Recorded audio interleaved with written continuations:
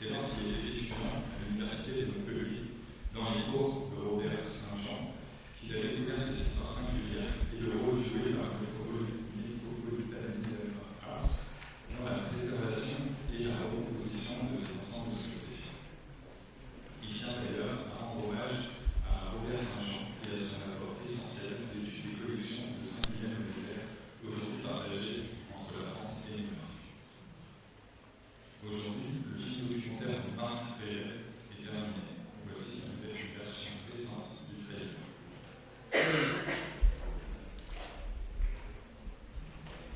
Quelle est cette étrange abbaye? Son architecture ne ressemble à aucune autre. Elle abrite plusieurs cloîtres. Comment est-ce possible? Ces cloîtres proviennent de différentes abbayes du sud de la France, plus précisément de la région Occitanie. Par quel miracle ont-ils atterri ici, à New York? Nous allons découvrir l'odyssée extraordinaire de ce petit bout de France à l'origine d'un musée unique au monde, The Metropolitan Cloister, le musée des cloîtres.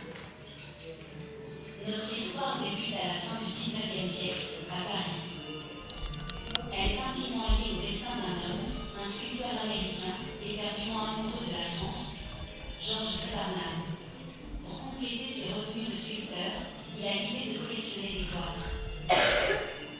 De 1906 à 1913, il parcourt le sud de la France pour récolter des vestiges d'abbayes abandonnées.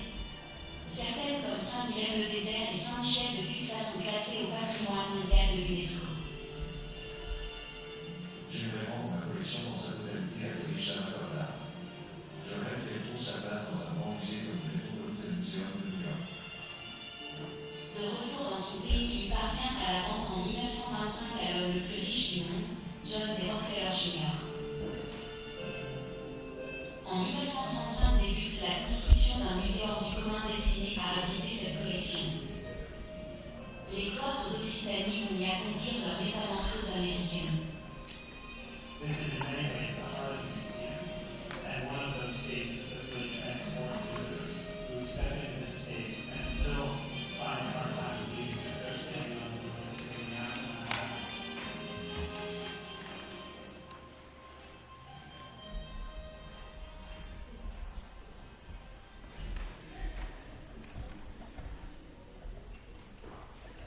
Quelle est cette époque? Le film retrace la quête des cloîtres de Georges Crémermin et propose une reconstitution numérique en 3 dimensions de plusieurs ensembles originaux, notamment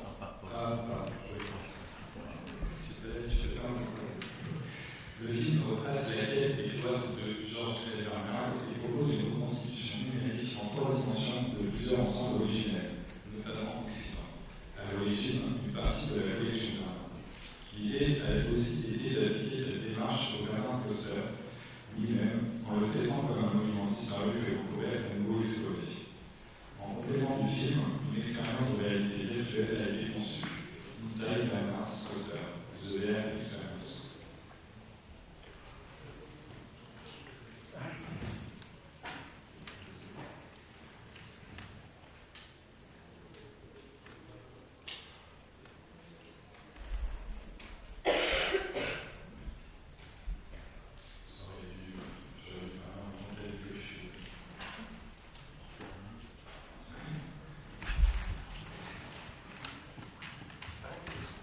Non, mais je vais laisser la vidéo, je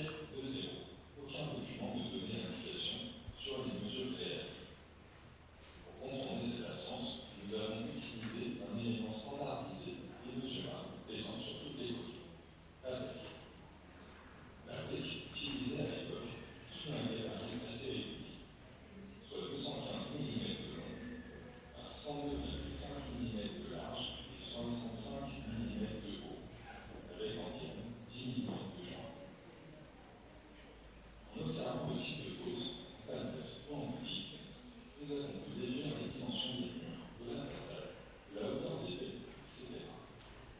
C'est un travail extrêmement minutieux, car il faut compter le nombre de briques visibles, corriger les effets de perspective et intégrer la profondeur pour aboutir à un modèle cohérent et proportionné. Ce travail a permis de mettre à l'échelle les grands ensembles volumétriques qui constituent le projet ainsi que la modélisation qui constitue le briques. C'est un champ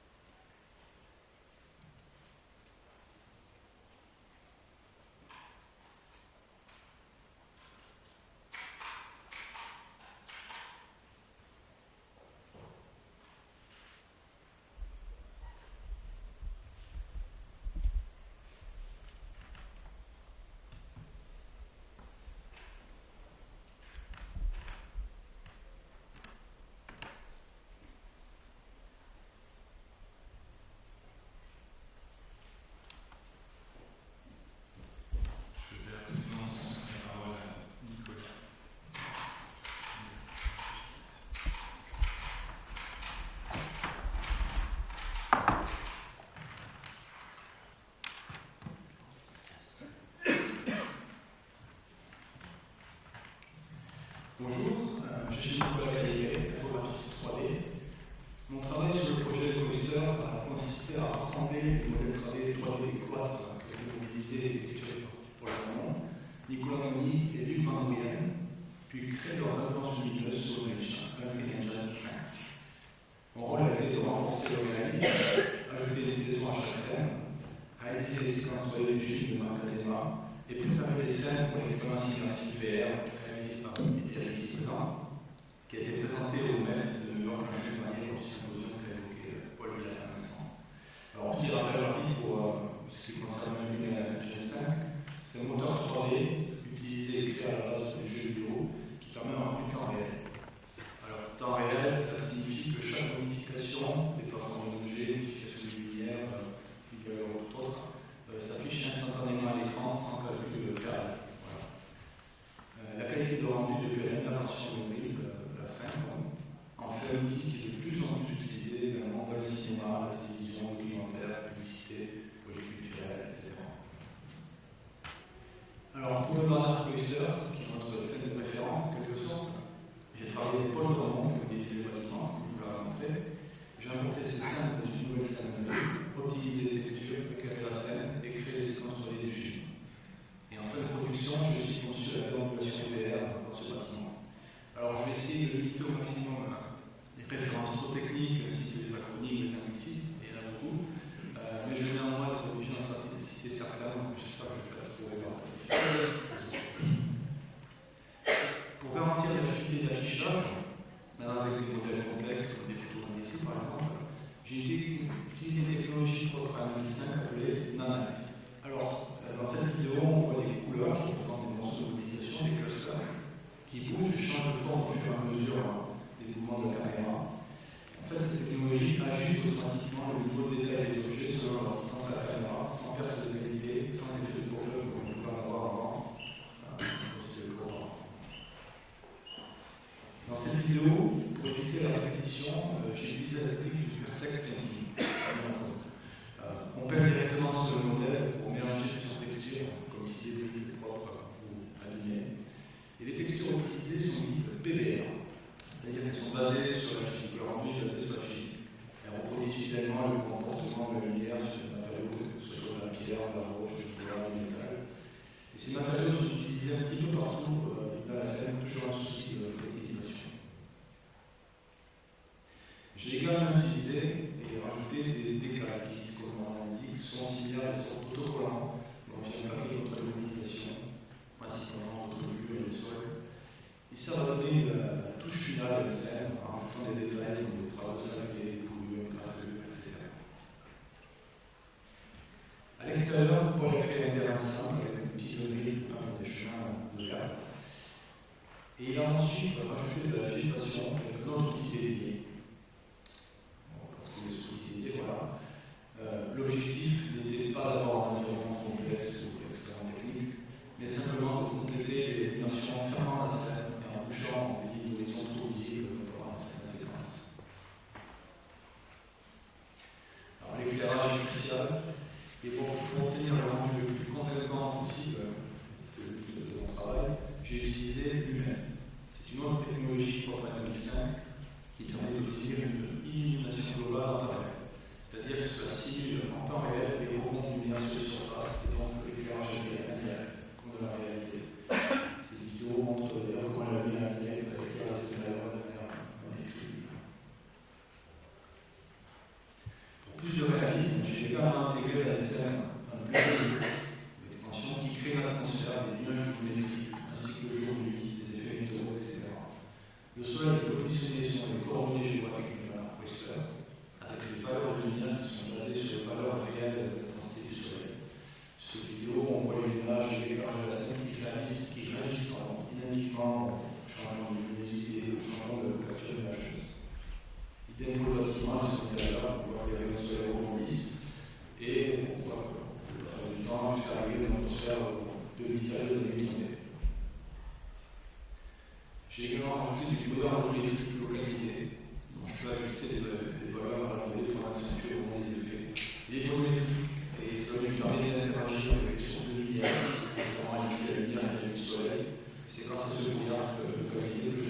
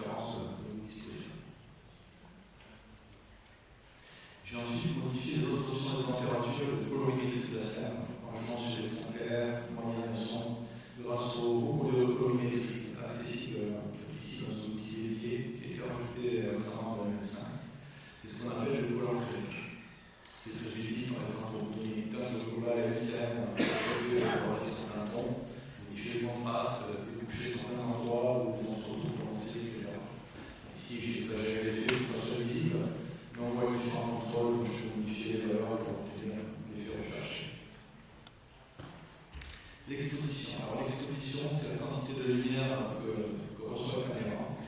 Et par défaut, l'exposition automatique est activée dans le livre. Je l'ai désactivée pour éviter les zones surexposées ou trop sombres.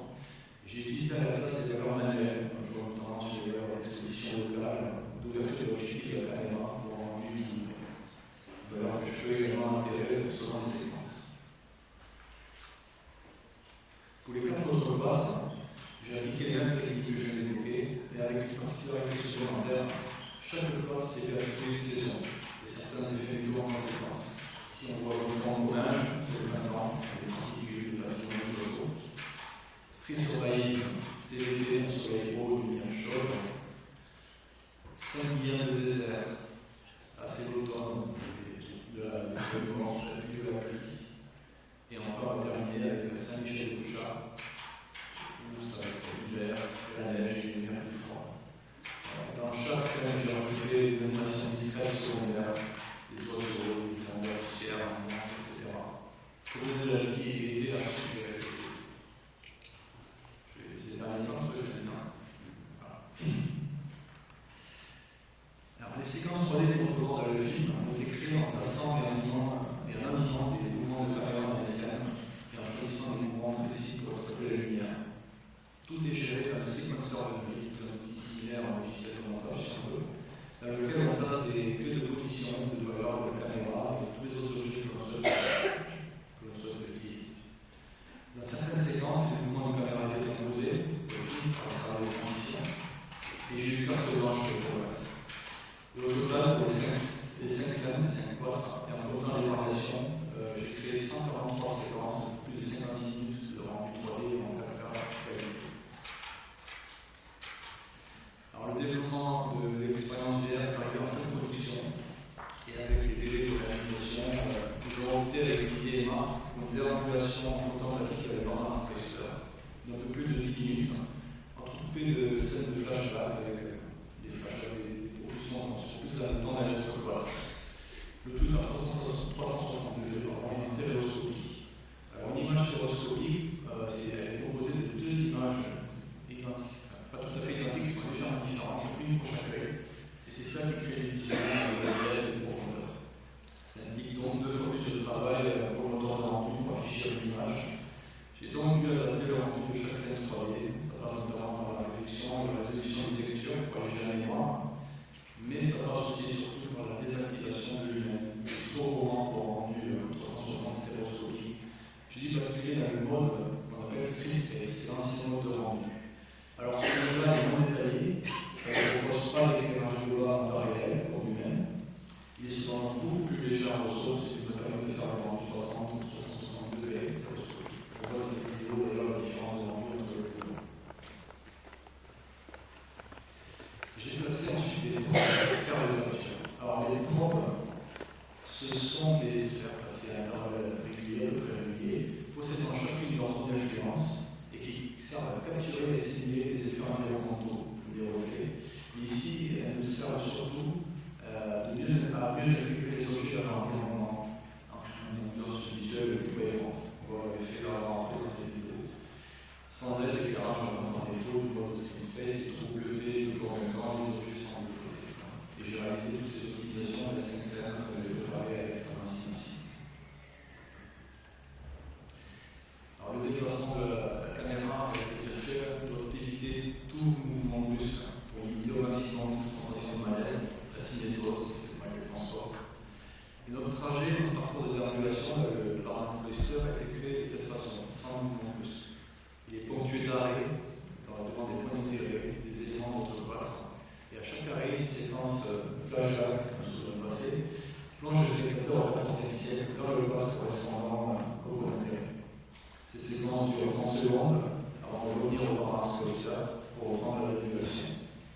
Une fois le réglage de ces séquences terminées, Didier Thierry a pris le relais pour s'intégrer dans l'application de la réalité mixte qui va avec la création.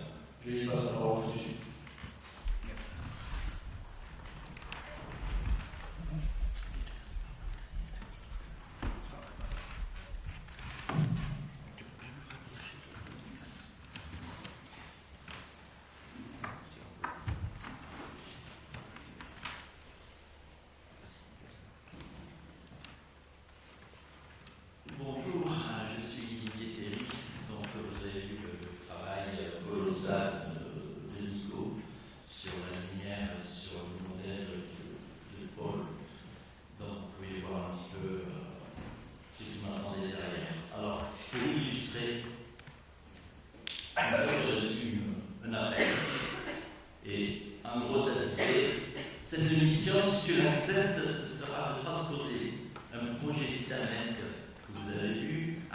été sur un casque autonome, c'est-à-dire un casque qui est équipé d'une puce pratiquement la même que vos smartphones. Donc, on va faire tourner des trucs de la NASA sur un téléphone. C'est pour fin juin. Les données définitives, on les aura début mai. Objectif intermédiaire, il me faut une maquette pour mi-mai. J'avais un mois pour faire ça. La musique s'est arrêtée et le message s'est autorisé, il n'a pas pu bosser. Alors j'ai dit à l'équipe à Marc et à Nico, il y a deux solutions. Ou on fait comme au cinéma, c'est-à-dire on met que les façades, que ce qui est visible, que ce que le processeur peut calculer. Mais à ce moment-là, Nico, il fallait qu'il reprenne tout le boulot précédent, qu'il enlève tous les objets qui n'étaient pas visibles sur un boulot de vue. On n'avait pas le temps et en faisant un peu il fallait toujours faire tous les éclairages. Mais vous avez dit qu'on met une lumière, il y a tous les rebonds de lumière qui se font dans ce ciel. Il fallait refaire tout le projet pour l'année en un mois, c'est même pas imaginable. Alors le choix il s'est rapidement fait sur tout ce qui avait été fait précédemment par Paul et Nico, et on a utilisé donc toutes les caméras qu'il avait placées pour le film de Marc. On a utilisé ce système-là, mais il faut faire des captations en stéréoscopie. Il me faut des images 360 stéréoscopiques. Je ne voulais pas travailler sur un rendu monoscopique qui aurait complètement dénaturé le travail de Nico justement au niveau de la lumière et de Paul sur les volumes. Donc, sur cette expérience que vous pouvez voir en bas dans la salle du donjon, il a été calculé pour cette expérience-là 43 560 images en stéréoscopie. Donc, vous doublez pour la stéréoscopie, et ça, c'est simplement pour la production finale. Donc, il faut voir avant tous les déchets, toutes les images qu'on a fait pour rien. Je me souviens, Nico, c'était sur un des cloîtres. À un moment donné, il n'y avait plus trop de particules. On a fait une scène, et une fois qu'on a vu dans le casque, c'était pas possible, il y avait trop de particules, ça ne fonctionnait pas, on aurait dit neiger. Donc il a fallu qu'il retravaille cette scène pour l'adapter complètement, et on a refait une nuit de calcul, parce que l'ordinateur calculait toutes les images de nuit, et ensuite je rebossais la journée pour pouvoir faire la suite. Donc là, vous avez aperçu des images stéréoscopiques pour ceux qui sont dans la salle, qui sont donc des images rectangulaires montées entre deux botons. C'est-à-dire l'image gauche est en haut et l'image droite est en bas.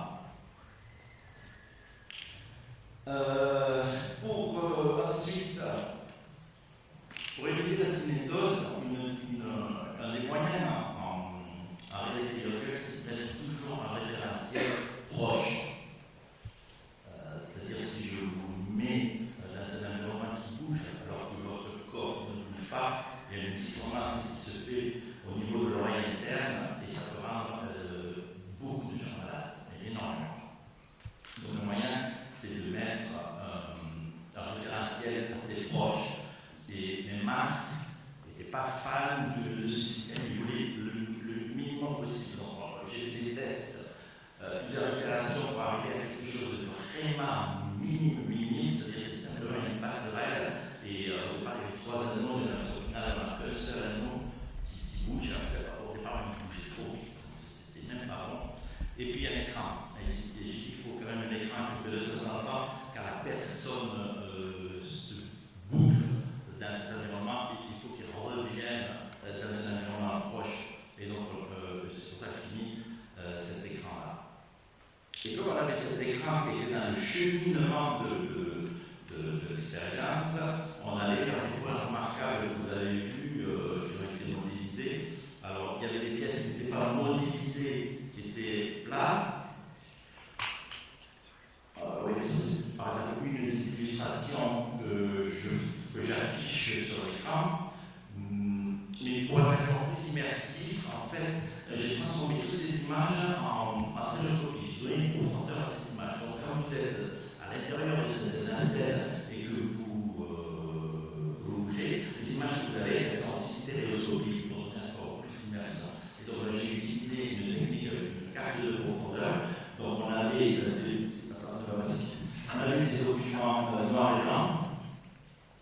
que j'ai ensuite colorisé.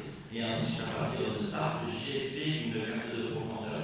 À partir de cette carte de profondeur, j'ai pu faire le couple stéréoscopique qui a permis d'avoir vraiment ce volume et cette immersion sur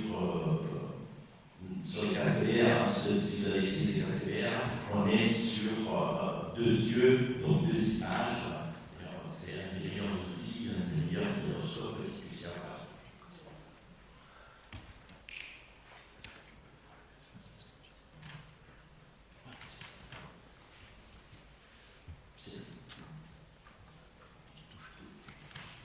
Donc voilà, vous avez 2 couples stéréoscopiques, conventionnellement l'image gauche approchée de l'image droite. Donc ça, c'est une vue parallèle. Bon, si vous voulez, après, je peux vous expliquer comment on peut les voir sans appareil. C'est assez amusant, parce que si vous regardez ces images en vision parallèle, vous allez voir vraiment le relief. L'expérience immersive, c'est vrai qu'on en a parlé beaucoup, c'est une image, c'est des volumes, mais c'est rien sans le son. Le son fait partie de notre univers. Donc, je me suis on a fait l'univers sonore avec Nico sur les démarrages de la cabine, qui bouge à l'intérieur, des petits effets qui sont spatialisés pour être bien à l'aise aussi, tout est synchronisé. Toujours dans le même esprit d'être le plus à l'aise possible et éviter ce phénomène de cinétose de mal si il y aurait quelque chose qui va. Donc on a essayé de faire le mieux possible cet environnement à la fois graphique et à la fois sonore. Et donc tout a été spatialisé, c'est-à-dire le moindre petit bruit que vous n'allez peut-être pas entendre au premier abord, mais qui est là et qui va quelque part inconsciemment vous dire vous êtes dans de la réalité virtuelle, mais dans de la réalité. Et donc le son est important. Et ensuite aussi, nous étions dans un environnement médiéval, et là, on s'est appuyé sur le travail de Thierry Gomard, qui est dans la salle, qui nous fait plaisir de venir ici. On a eu beaucoup d'échanges avec Thierry, qui est spécialiste un petit peu dans la musique médiévale, et qui a illustré, donc on lui montrait à travers quelques visios le type de scène qu'on voulait faire, et puis dans sa rame de musique, nous avons proposé de mettre celle-ci, là et ça. Et donc, on a retouché avec sa permission aussi des timings pour pouvoir être vraiment synchro et tout. Et donc, c'est avec donc, Thierry. Moi, je vous conseille, si vous avez d'aller voir cette expérience, il faut la vivre pour voir. Une fois que vous avez eu tout le travail de musique d'offre, c'est assez intéressant de voir le projet fini et de vivre un petit peu l'expérience comme marque au départ de la pensée.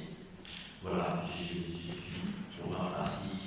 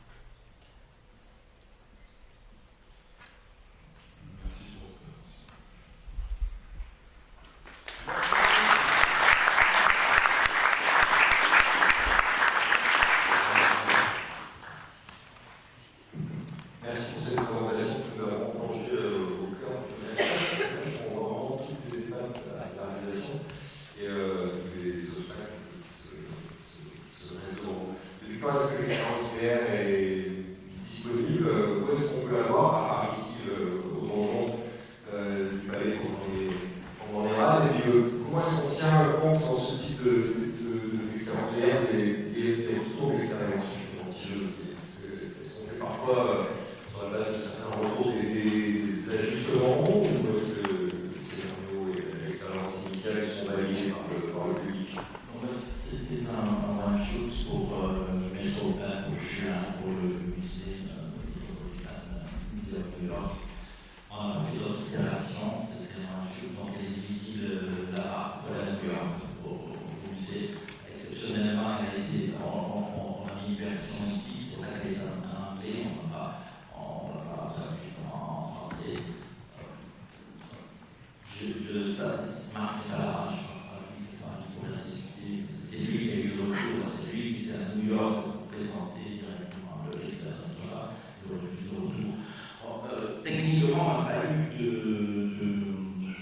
problème de retour. On était, je me souviens du marketing dans l'avion, j'ai envoyé des mises à jour. Je dois envoyer directement les mises à jour par l'application à distance, c'est l'avantage. Oui, la veille, j'ai envoyé la dernière itération qui fonctionne.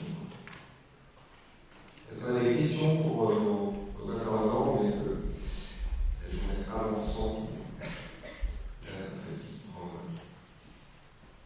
elle est destinée à être présentée en France après tout, ou c'est uniquement pour cette usage du projectage? Alors, je pense que ça doit être présenté effectivement en France avec notamment plus de contenu sur les cloîtres du sud de la France. C'est la dernière expérience que vous pouvez voir, simplement des flashbacks de 30 secondes, je crois. On a fait un petit voyage de 30 secondes sur le cloître. On les a placés dans le temps, mais ils sont localisés dans le sud de la France, vous avez pu le voir. Mais on a quand même toute la matière maintenant pour faire du contenu avec ça, le cloître, pour faire, parce que vous avez vu, il a fallu faire complètement, on s'en fait complètement le cloître en 3D. Donc, c'est vrai qu'on a l'habitude d'entendre parler de jumeaux numériques, mais avec le travail de Paul et de Nico, ce sont vraiment des jumeaux numériques des cloîtres. Chose qu'on ne peut pas exploiter avec des casques autonomes, comme vu la puissance de calcul des casques, on ne peut pas encore proposer une déambulation libre dans les différents cloîtres. C'est pour ça qu'avec Marc, on a choisi de faire un parcours particulier avec les points remarquables. On pourrait le faire avec des grosses machines. Sur nos machines de développement, effectivement, on peut se promener comme on veut dans ces cloîtres, mais pour la médiation, ça ne fonctionnerait pas parce que c'est du matériel qui est beaucoup trop coûteux pour le musée, pour les événementiels comme ça, pour faire ce genre d'expérience. Il y a pas mal de contraintes quand même sur ces casques entièrement autonomes versus des casques, je crois que ça s'appelle PCVR, donc on peut bien entendre. Oui, voilà, alors la limitage, non, pas. Alors la limitage sera sur les deux casques. Dès le moment où on a un casque sur la tête, on estime que jusqu'à 12 ans, les nerfs optiques ne sont pas complètement développés, et le fait de mettre un casque, ça pourrait, alors ça n'a pas développé le problème, mais ça risque au niveau justement de la stéréoscopie, de faire un blocage chez un enfant ou de révéler vraiment qu'il y a un problème. Donc les principaux constructeurs limitent l'usage des casques à 12 ans. D'ailleurs, c'est le cas pour ce qu'on a vu précédemment, pour le public de la télévision. Moi, je voulais juste rajouter simplement qu'en fait, on a créé des supports de visite, donc tous les codes que vous avez vus et mis vers un cluster, et que derrière, en fait, l'idée, ce serait vraiment de quantifier notre travail avec des prises de vue, enfin, de la photogrammétrie, en fait, sur site, où on pourrait justement récupérer un maximum de données déjà existantes pour après les intégrer justement dans chacun de ces modèles et amplifier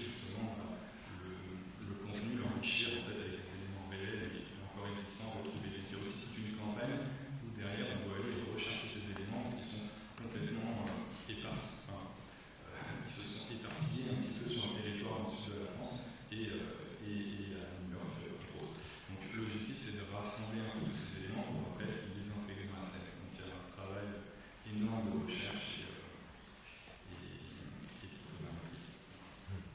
Alors, pour revenir juste à la problématique du PCVR, des casques qui sont reliés à un ordinateur, à un gros calculateur qui va donner en temps réel aussi le contenu.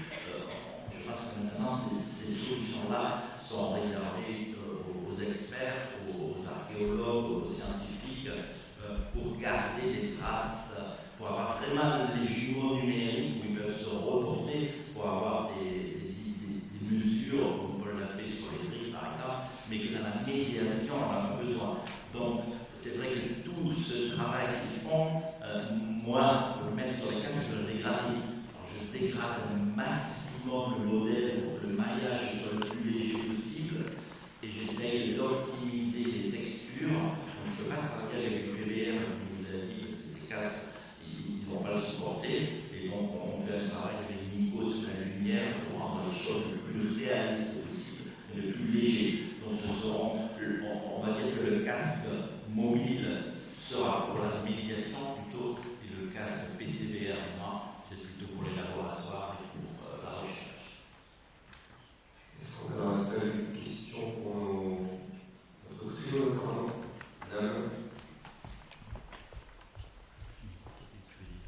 Bonjour, merci pour votre présentation. Une question de novice, complètement.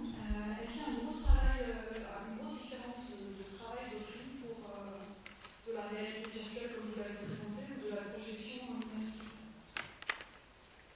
Alors, la projection immersive, vous parlez de sphère, quand vous êtes immergé dans une sphère.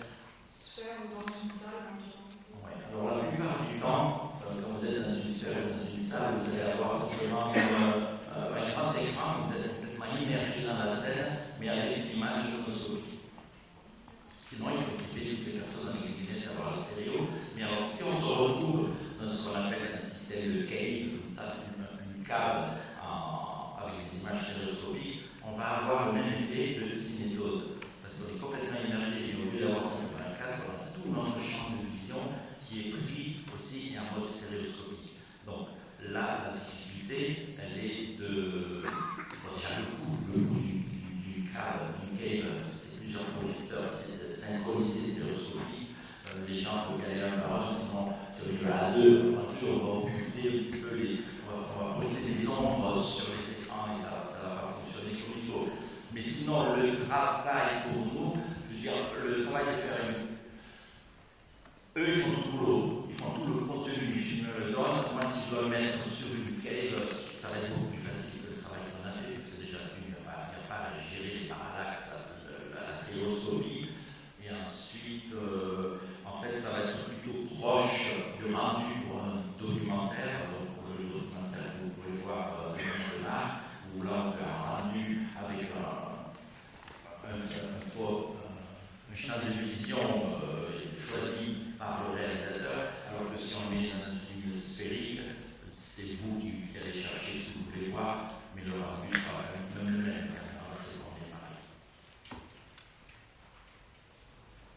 Et une dernière question. C'est pas trop long pour qu'on tienne les lignes car notre dernier intervenant est arrivé. Oui, alors j'ai fait l'expérience et j'ai été un peu frustré par la primauté justement de ces séquences de flashback qui permettent d'avoir un aperçu sur les quatre voies. Et alors, si je comprends bien votre conclusion, il y aurait une possibilité, puisque vous allez continuer à travailler sur ce projet, par exemple, d'avoir une vraie déambulation virtuelle dans un parc comme celui de Saint-Guilhem-le-Désert, où en intégrant finalement à la fois les éléments qui sont conservés à New York, ceux qui sont conservés à Saint-Guilhem-le-Désert, et puis les éléments qui sont à la Société archéologique de Montpellier, c'est ça, donc vous allez continuer, et donc on pourrait avoir vraiment une vraie reconstitution virtuelle de ce que pouvait être ce bloc de Saint-Guilhem-le-Désert. Alors, c'est une intention recherchée. Alors après, on n'a pas encore les autorisations, mais c'est des démarches justement de cibler les éléments mobiliers qu'on pourrait retrouver et ensuite générer un modèle numérique pour l'intégrer dans la scène. Mais il faut qu'on aille chercher ces autorisations avant de pouvoir les explorer. Juste pour ajouter quelque chose, si on pouvait avoir le budget de nos prédécesseurs,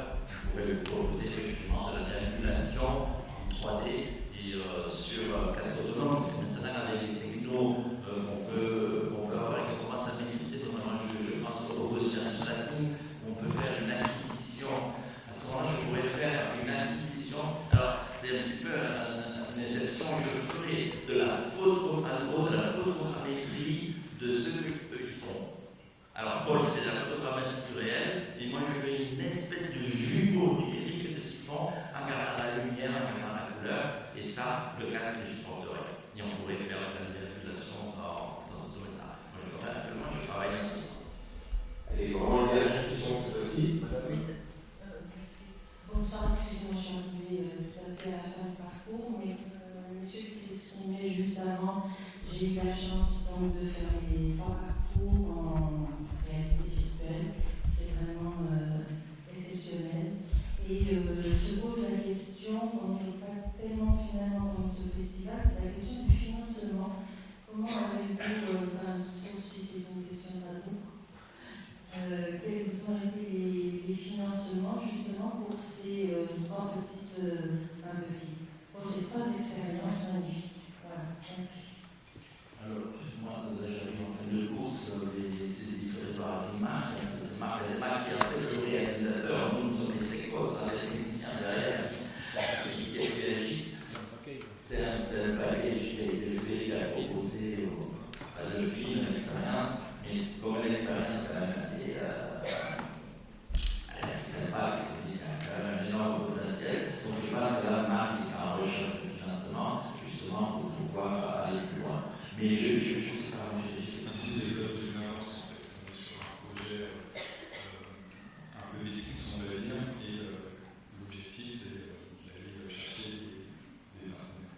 C'est un pilote en fait. Je voulais aussi rajouter qu'en fait, cette expérience, c'est plutôt un prototype, ce qu'on veut faire. C'était pas un bonus, mais presque en fait au partenariat de Marc et Lionel, disons. J'ai montré notre savoir-faire, voilà ce qu'on sait faire, voilà si vous voulez un petit peu plus de moyens, voilà ce qu'on peut faire, notre prototype, ce qu'on peut faire en quelques semaines en fait. Voilà, c'est un prototype qui est plutôt correct. Et bien, merci beaucoup, on peut vous applaudir.